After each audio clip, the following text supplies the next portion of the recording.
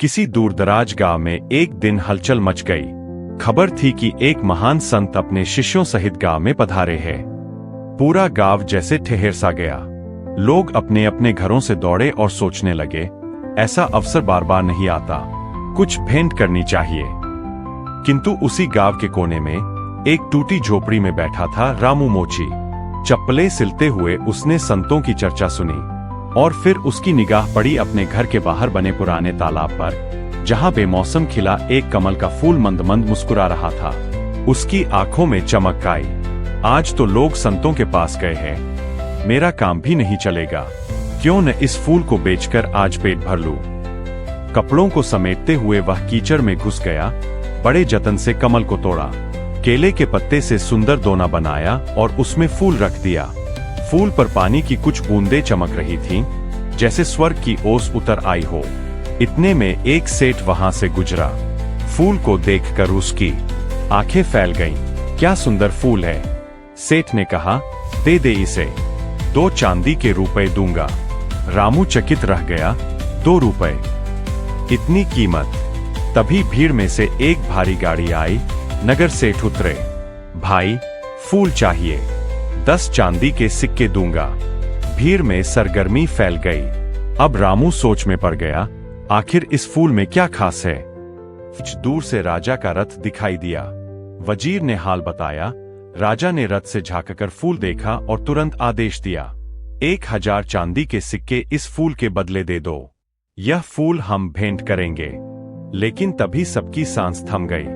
रामू बोला, राजन, यह फूल बिकाऊ नहीं है, यह मेरे हृदय की श्रद्धा है। मैं इसे महात्मा के चरणों में अपने नाम से भेंट करना चाहता हूँ। राजा ने कहा, सोच लो, 1000 सिक्कों से तुम्हारी पीढ़ियां सुखी हो जाएंगी। रामू मुस्कुराया।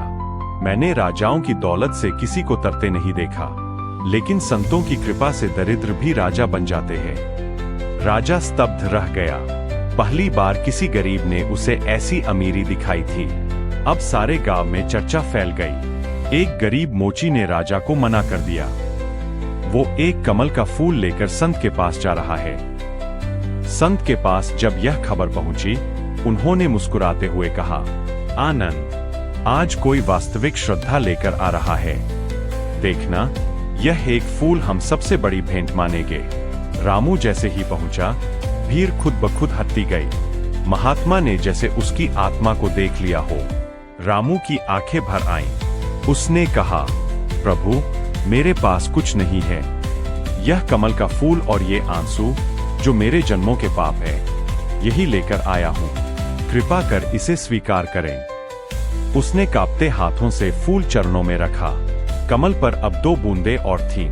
रामू की आंखों से गिरे आंसू।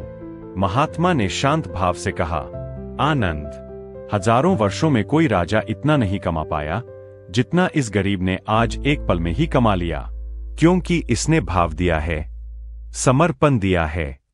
ईश्वर को वस्तुएं नहीं, हृदय का भाव चाहिए। उस भाव के सामने त्रिलोक की संपत्ति भी कुछ नहीं।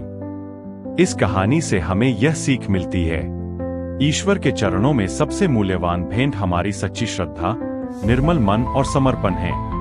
वह भाव जो किसी बाजार में बिकता नहीं, वही सबसे बड़ा मूल्य रखता है।